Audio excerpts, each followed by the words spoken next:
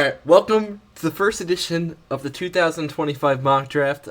We'll be going over who I think each team will take, as long as my personal opinions on the pick. It will also go on who I think they should pick, as well, also factoring in who they probably will end up selecting. A lot of this is based on my own independent research, as I do have my own big board, which is currently work in progress. But we're going to do a mock draft pre-NFL Combine. Today is Wednesday, February 25th. So why don't we get started? All right. So for the first pick in the draft, the Titans are on the clock, and a lot of people point to quarterback for this team. You had an underwhelming season with Will Levis and Mason Rudolph playing, both of them not doing great, and you're probably gonna need quarterback here. However, I really don't think there's a good enough quarterback in the class to justify taking them above Abdul Carter out of Penn State. He's just so dominant for the Nittany Lions. Great pass rush skills, could also drop into coverage. Just overall excellent for Penn State this season. Great run defender too. My only issue with him personally is you really do kind of worry about one-year wonder, as this was really his first year being a main pass rusher for this defense. But he did an excellent job, and if you could build off that, he'll be an elite NFL player. A lot of people online like to say he's just biding his time to go to the Eagles, but once you get to the NFL, that really doesn't matter. But I think you can't pass on Abdul Carter at number one. So for me, obviously it's not a no-brainer. I would not be shocked if they also went with Cam Ward, but I believe the Titans at number one are going to draft Abdul Carter and build up the defensive line. At pick 2, the Cleveland Browns for me, I think this one's pretty clear. I think the Browns are going to go with Cam Ward out of Miami. Cam Ward had a fantastic season this year. I've always been hypercritical or overcritical of him. Not making smart decisions with the football, putting it in danger. But at the same time, you get that kind of Brett Favre-esque, not saying he's Brett Favre, but where you get those big plays at a higher rate with Cam Ward. Very high arm velocity, too. Can fit the ball in the windows other quarterbacks just can't. Good arm strength. That's actually... Cam Ward and Shedeur are pretty opposite quarterbacks in this class. Shedeur makes the good, safe throws. He can also throw the ball deep, but he has a weaker arm. He's more accurate. Cam Ward's a little less accurate, but Cam Ward can throw the ball harder. And when you're in the NFL, throwing the ball hard is way more important. Obviously, accuracy is more important, but you can teach accuracy. Can't really teach arm strength. Give an example to Tua. Tua has the accuracy of one of the best quarterbacks in the league, but because of his arm strength, he has to make those decisions way faster, which is leading to Miami potentially looking to move off from him. I don't think they are going to move off from him, and it's not even a rumor that they are. But to get to that next step and be an actual Super Bowl contender, you need that guy who can make that difference. So I think the Browns here are going to draft Cam Ward at 2. The Giants at 3 is very complicated for me. Also, by the way, before I get into it, Abdul Carter for me is the first number 1 prospect in this class. And Cam Ward is the 28th overall prospect in this class for me. So I'll make sure to highlight that as we go on. My apologies for not doing it sooner. But the Giants at 3, it's a really hard pick, because you have the need a quarterback. But is Shedeur really your guy? Once again, the problems I highlighted with him not having the strongest arm, you have the whole ego off the field thing, which you want a quarterback who's very confident in himself, and I do appreciate the aspect of Shedeur. However, him not throwing at the combine, I understand the reasoning for wanting to throw at the Colorado Pro Day to kind of highlight the receivers that are draftable there. But you're not a perfect prospect. You have issues, and teams need to see those issues. And if you're not willing to showcase that you don't have those issues, it probably means you have issues. So for Shedeur, I think the Giants are not going to go that way, and I actually think they're going to take Travis Hunter here. Two-way weapon, they have an okay boundary in what's his name? In Banks, they drafted 2 years ago, and they have Andrew Phillips, who's just fantastic in the slot. So another corner on the outside like Travis Hunter will be amazing, and then pairing him up as a wide receiver with Malik Neighbors would also be great. The Giants could also maybe sign... It's also pre-free agency, so they could sign a guy in free agency like a Sam Darnold or even an Aaron Rodgers. Or they could go later in the draft with Jackson Dart, who I think will be good. Or if they really want to wait and take a shot on one of my guys, so I really like Tyler Shao out of Louisville. It's just fantastic. He is 25, but he is just great. So I'm going to go with Travis Hunter to the New York Giants. And here's where the draft starts to get complicated. For me, Travis Hunter. Sorry, my bad. Once again, Travis Hunter is a second overall prospect, in my opinion. Just a fantastic athlete both ways. But for me, this is where the draft gets complicated. You have a lot of players that go to a lot of different teams in a lot of different situations. For example, I feel like once you get past pick 3, anyone could go anywhere. I think the top 3 will kind of go similar to this, but that's just my opinion, I guess. But the Patriots at 4 have a very interesting situation here. They could go with a lot of players. The top guys, obviously, Ted McMillan, who's an amazing outside receiver, but I don't think they're going to go there. I'm a Patriots fan, so I'm a little biased. I do a little more research on this for the Patriots. They could go with Mason Graham and shore up the defensive line. Mike Vrabel, in his introductory press conference, talked about the importance of the trenches, and I believe Mason Graham would be a great solution for that. Mason Graham is my... where is he? Mason Graham is my 6th ranked prospect in this class. A lot of people point to Will Campbell. There's a lot of fire for Will Campbell, and where there's smoke, where there's fire, there's smoke. And I believe this is a smoke screen to try to get someone to trade up for Will Campbell. Look, he's a great guard, and he will be a great guard. But every time he gets beat on the edge, it's because he doesn't use his body well, and it's unknown right now, but the measurements haven't come out if that is because of his arm length, if it's just not there, or if he's not using it properly. And you don't draft a tackle at 4 that you think you have to move into guard. Look at Peter Skoronski a couple years ago for the Titans. They did it, move him to guard. Not nearly as valuable as a pick, although he is good.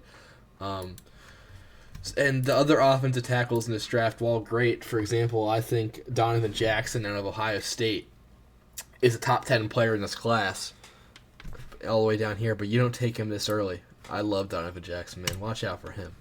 He'll be great in this league. He played tackle and guard, both very well. And also, the other Ohio State player, Josh Simmons, is also really good. So if you want a true tackle, the value for that is later. Maybe you trade back up, but we don't do trades in these mock drafts yet. So I think the Patriots are going to go with Mason Graham here. If the board, I would at least hope so. I'd be very happy with that pick. They actually are just put Devon Godshaw on the trade block, and the rumor is they're going to get Harold Landry from the Titans for Godshaw on a 6th, which would be quite nice. That would be quite nice if that happens. But I think the Patriots are going to go Mason Graham here in Michigan. Great overall defensive lineman. Once again, ranked number 6 on my big board. Here we have the Jaguars, and this is where it gets very complicated. But to me, I think it's pretty simple. You get Leonard Cohen, Duval. Very interesting head coach hire, of course, and an offensive coordinator who sees the importance of wide receivers, and a GM who just came from the Rams system who have 2 elite wide receivers, so I don't know if Cup's elite. But if you compare Ted McMillan with Brian Thomas Jr., who is my number 3 ranked wide receiver last year, you have an explosive offense that's ready to go. You look at this, and this will show you whether or not Trevor Lawrence is ready to take that next step, because if he can't get it done with this cast, then I don't know if he ever will get it done. So Ted McMillan, elite outside receiver, reminds me a lot of Mike Evans, but you say every year, every tall receiver gets that comparison. Drake London got that comparison. Last year, unfortunately, Keon Coleman got that comparison for me. I do regret that, but Ted McMillan, my 7th overall ranked prospect here, and if it's not him, it will probably be a Will Johnson, the cornerback from Michigan. So we're going to go with Ted McMillan. Raiders at 6 here, and everyone thinks it's going to be quarterback. Everyone thinks it's going to be quarterback. I don't think so. I think you look at what the Raiders did last year in the draft, and you see that they took Brock Bowers, and now you have an offensive coordinator who comes from a run-heavy system from Ohio State. And, yeah, you could get the Ohio State running backs later, but you don't pass up on Ashton Genty. And a lot of people, especially after seeing what Derrick Henry and Saquon Barkley did this year, the importance of a running back is starting to come back, and I love it because I love these big, fast, could run you over but juke you out running backs, and that's exactly what Ashton Genty is. He's just a monster on the field, and when you get a guy who can take that pressure off your offense and your quarterback, you do it. You just look at Saquon Barkley, what he did for that Eagles offense. Look at how much Derrick Henry impacted the Ravens offense last year. You could even, you just support any rookie quarterback with a running back, and good things happen. Daniel Jones' best year was with Saquon Barkley. If you have a good running back in your backfield, good things will happen. It takes the pressure off your quarterback, whoever that may be for the Raiders. And that's just what's going to happen. They did the same thing similarly with Brock Bowers. They didn't really need a tight end. They had Michael Mayer. The Raiders do really need a running back, but you could have addressed other positions that technically are more important. But you get that offensive guy who is just a no matter what game changer for you. And that's what Brock Bowers did, and that's what Ashton Genty will do for the Raiders. Also, top running backs don't slip far in these drafts. You see Jahmyr Gibbs went 12 or whatever it was to the Lions, and they were happy that he even fell all the way down there. Bijan Robinson went high. Zeke went high. Christian McCaffrey, Leonard Fournette went high. These are all just examples. Like these top guys that although people like to say running back is a position that's falling, if you're really good at running back, you're getting picked high. And that's what Ashton Genty is going to be doing. Ashton Genty is going to go 6th to the Raiders. Now we have the Jets on the clock, and here's the thing with the Jets. Woody Johnson just received an F- grade from the players' report card. And a lot of that has to do with his over-controlling management style. And he actually had a thing where he didn't trade for Jerry Jeudy last offseason because he had a low Madden rating. But do you know who has a really high NCAA football rating at quarterback? That's Shedeur Sanders. Shedeur Sanders, I think, is a 94 overall at NCAA 25. And I think Woody Johnson is going to look at that and he's going to get all excited. And he's going to take Shedeur at number 7. If he falls there, of course. He could also easily go to the Giants. That is true. Oh, by the way, once again, Ashton Genty, my number 4 ranked prospect. And Shedeur Sanders, on the other hand, is my number 29th ranked prospect in this class. So I think they're going to draft Shedeur. They already told Aaron Rodgers he's gone. New head coach, Aaron Glenn, defensive mind. But the defense is already pretty solid. You can fix that in free agency with some couple young guys. But I do think they're going to go Shedeur here at quarterback. So here we go. And here are the Panthers coming up. The Panthers have some problems. A lot of the problems got fixed when Bryce Young started balling out. But they've got some problems. And those problems, in my opinion, could easily be solved with this young man out of Georgia, Jalon Walker. Man, do I love Jalon Walker. Jalon Walker is an explosive athlete. Reminds me a lot of, coincidentally, Trayvon Walker, who was the number 1 pick of the Jaguars a couple years ago, who has actually been very good since he got into the league, and a lot of people overrank that. Jalon Walker is my 5th overall prospect, right behind Ashton Genty and above Mason Graham. He's a very hit-or-miss prospect, and you need to develop him, but he could do everything for you on defense, and that defense struggled against the run and the pass, and what a better plug. The guy is great against both. So I think Jalon Walker is going to go here at number 8. Or at least that's what I would do. Alright, the Saints here at 9. They need a wide receiver, tight end, defensive line. I think they might need some O-line also. I feel like I know the least about the Saints out of any team. They just got so much stuff going on. But I feel like this is a trade spot, if anything, that's what actually happened in the draft. Or there's a couple other things that are hard. James Pierce is an incredible talent, but he's had personality issues. Mike Green is also an incredible talent, and he showed off at the Senior Bowl. But the problem with him is that he played at Marshall. I don't know how much you value that, but he just did. He went to Marshall. Not saying that's a bad thing. Marshall's in North Dakota State. Marshall's Marshall. And when you're taking a top edge rusher, you usually want to see him going against good offensive line competition, which he did when he destroyed, I think, Connerly. What was his name? What was his name again? Yeah, Josh Connerly Jr. at the Senior Bowl. This is a hard pick. I mean, I think Will Campbell is a good pick here. Move him into guard at 6. You get an elite guard because you have your tackle. If Ryan Ramczyk also is gone, you have a replacement there. So I'm going to have him go Will Campbell here on the offensive line. Which leads me to the Bears at pick 10. So, Ben Johnson is coming in here to be a new offensive mind and try to develop Caleb Williams, who is just a great quarterback in my opinion. I think he's going to be great in this league. But this defense also does need some work, especially on the edge.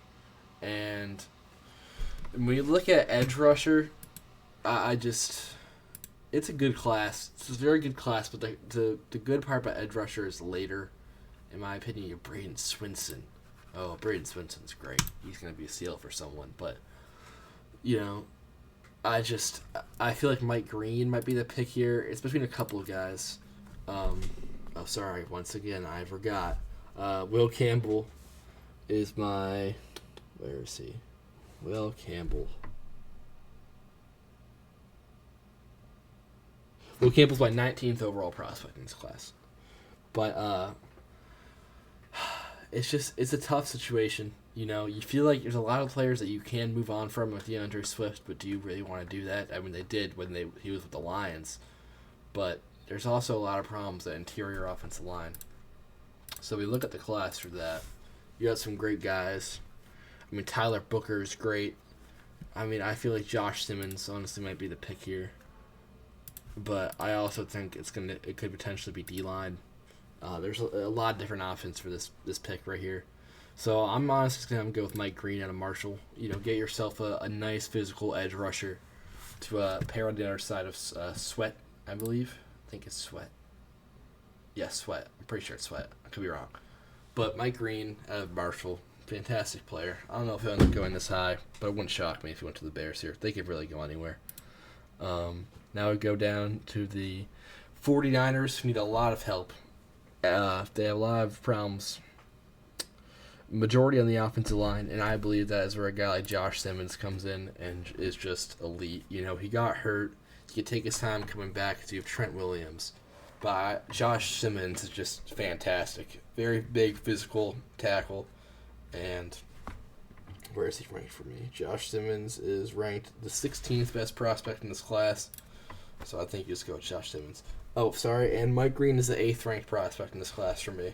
I know I was talking bad on Marshall. I really didn't mean to, but Mike Green's great. Cowboys here, they could also go a lot of places. Running back, they'll probably address later. But I think this is a good Luther Burden spot. Get yourself a good, fast outside receiver. Go play slot and outside. Pair him up with Dak. And then you develop another outside receiver or sign one in free agency. For me, Luther Burden's the 27th ranked prospect in this class. Used to be the former wide receiver 1. For me, he's the wide receiver 4. But I think he's a good fit with Dallas. Miami is on the clock, and they have... I mean, I hate Miami as a Patriots fan. They suck. And to me, it's very shocking that as this board has gone on, that a guy like Will Johnson has slid this far. Will Johnson is my number 3 ranked prospect in this class. I love Will Johnson. But does he go to Miami? I mean, who do they have at corner? They have Jalen Ramsey. I mean, that's really it. I could see this being a Will Johnson spot. I mean, the board's not really falling out as much as they would want it to. I think I'm going to go with Will Johnson to Miami at 13, which just sucks. I love Will Johnson. But I think that's where we're going to go. The Colts, number 14, they do need a tight end. Pair a guy up with Anthony Richardson. Why not get yourself a good run blocker and receiving threat in Tyler Warren? I like Tyler Warren. I do think he's a first-round grade. But I have him... he's actually technically not first-round grade for me. For me, he's a 38th ranked prospect in this class. I do think his value is a little overinflated because he was that main guy on the Penn State offense. There really was nobody else to even throw to. But I think he'll be great in the NFL. For me, he's tight end 3 behind... For me, he's tight end 3 behind Colson Loveland and Mason Taylor from LSU. I love Mason Taylor from LSU. That guy's been great. But Tyler Warren, for me, is tight end 3. But I think he's going to slot in here at 14. I think he's going to be great. Once again, every guy going down here is a very similar value for me. This is a very deep class. So we're going to go Tyler Warren at Penn State. Falcons, they need defensive line. Bad. Everywhere. And I don't know if they would want to go James Pierce Jr. out of Tennessee But that's the best talent available, and if you are in need of a good edge rusher who has fallen asleep because of personality concerns, if you're the Falcons, you're not going to get a shot at a top guy like this again. You hope to be great next year with Michael Penix. Will he be great? I don't know. But James Pierce Jr. out of Tennessee is just one of the best players in this class. Very explosive player, too. I have him as my 21st ranked prospect in this class. So I think this is a good fit for James Pierce. The Arizona Cardinals coming in here. They need offensive line help and defensive line help, and I think Kenneth Grant can slide in here. Kenneth Grant gets overshadowed a lot by Mason Graham, but he's just big and physical and also a great defensive lineman. I think very highly of Kenneth Grant, so I think they're going to go Kenneth Grant here. All right, the Bengals are in need of defense, and Jahdae Brown is exactly what they need. Jahdae Brown is a fantastic corner from Texas, the 11th ranked prospect in the class for me. Just very physical, not afraid to stop in the run. He's also really good on your wide receiver one. He gets Cam Taylor-Britt out of that role, who really struggled this year. So I think Jahdae Brown's a fantastic fit for the Bengals here at 17, and they should honestly thank their lucky stars he fell this far because he is great. So we'll give him Jahdae Brown here. Moving on to the Seahawks, Shahad Campbell is a good fit for them. Malachi Starks would be an okay fit, but they don't have a need for safety. But they do need a guard and a center, as well as an edge. They don't need anything on defense. I think this is a guy where Shedeur Stewart could come in, although I do think he'll be better on the inside in a 4-3. So I don't think they're going to go him. I feel like Mykel Williams might be the pick here. I'm not high on Mykel Williams. I talk to my friends a lot about how I actually think Mykel Williams is very overrated. Let's see, where do I have Mykel? Mykel Williams is my 61st ranked prospect in this class. A lot of people have him higher. I don't know. I don't see it personally. I think he's a top 2 rounds player. I don't think he's like top 10, but I would not be shocked if he went this high and wouldn't really be too surprised about it. So I'm going to give him Mykel Williams out of Georgia. Tampa Bay on the clock. They need defense. Their offense is explosive. And this pick might switch to wide receiver depending on how free agency goes if Chris Godwin doesn't come back. So once again, this is before free agency. But you get a guy on defense like Shahad Campbell who could play middle linebacker, could play edge for you. I feel like he could be the pick as well as Shedeur Stewart. These are just great players. Shedeur Stewart, very explosive. Not a lot of sacks in college, but he always had the ability to rush the quarterback, and he had a great Senior Bowl. Let's see, where do I have Shedeur Stewart? Shedeur Stewart's my 24th ranked prospect, so we're going to go with Shedeur Stewart to the Buccaneers there. The Broncos, the Broncos just need a lot of help offensively. Not a lot of help, but they have some holes at receiver, and they could really use a tight end. And I think this is where you get a guy like Colson Loveland could fit here pretty easily. Or you could go wide receiver here and get yourself a good outside receiver like Matthew Golden, who I am very high on. I comp him to T. Higgins personally. I think he's going to be very good. You could look deeper later in this class and get Tez Johnson, who I also think is going to be great. But I also think you could go defense here. Shahad Campbell could also fit that role for you if your linebacker, what's his name? Cody Barton is in free agency. So I'm going to go Shahad Campbell to the Broncos here. He could play anywhere. He's kind of like a Micah Parsons but Walmart. He could play line. He could play linebacker for you. Overall, great selection here. Really just could play anywhere on defense. Pittsburgh Steelers. Shout out Thomas. I hate the Steelers. I don't hate the Steelers, but they need help everywhere on offense. You look at receiver, you get a guy like Matthew Golden, another outside guy to pair with George Pickens. You have a good slot in Calvin Austin, so you wouldn't need a need for Emeka Becca, who is a great slot guy. Or you could go and look at defense, maybe you need another corner. The best guy here, in my opinion, being Trey Amos, who is a great one-on-one man guy. Actually, Maxwell Harrison might be better, but it's probably a little too early for that. You could also try anywhere on defense. This is a tough pick for the Steelers here. They need wide receiver. I'm gonna give Matthew Golden out of Texas. Once again, I comp him to T. Higgins. I keep saying once again, but he's fantastic. He is my 26th ranked player in the class. Physical outside, great reliable weapon. Made Quinn Ewers look like a good quarterback. Quinn Ewers is awful, but that's where I think he'll go. Next to the Chargers, this is pretty easy for me. I think they're going to go Colton Loveland. Great run blocker, great pass catcher, overall total package, and get a pairing back with Jim Harbaugh. I think this is, to me, it's just a pretty obvious selection here. The Green Bay Packers come in, and they need receiver help. They need set interior offensive line, and they need edge and corner. It's the board doesn't really fill that well for them, personally, but I could see them going potentially Trey Amos here. Trey Amos is a great lockdown one-on-one corner. There's really no other options here. Let me check my draft board real quick.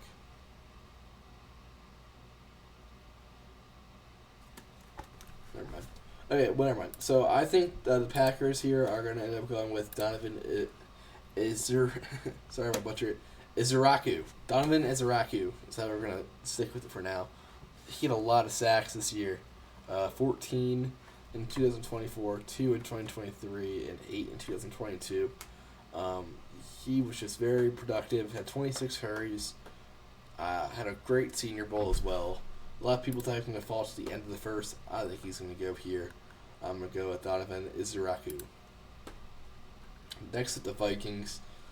For me, it's pretty simple. Walker Nolan out of Ole Miss. He's just a big physical guy.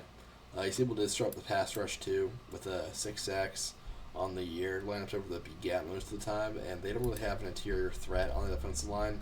They have 3 good edge rushers. So pairing Walter Nolan in that defense will make it even better than it was last year.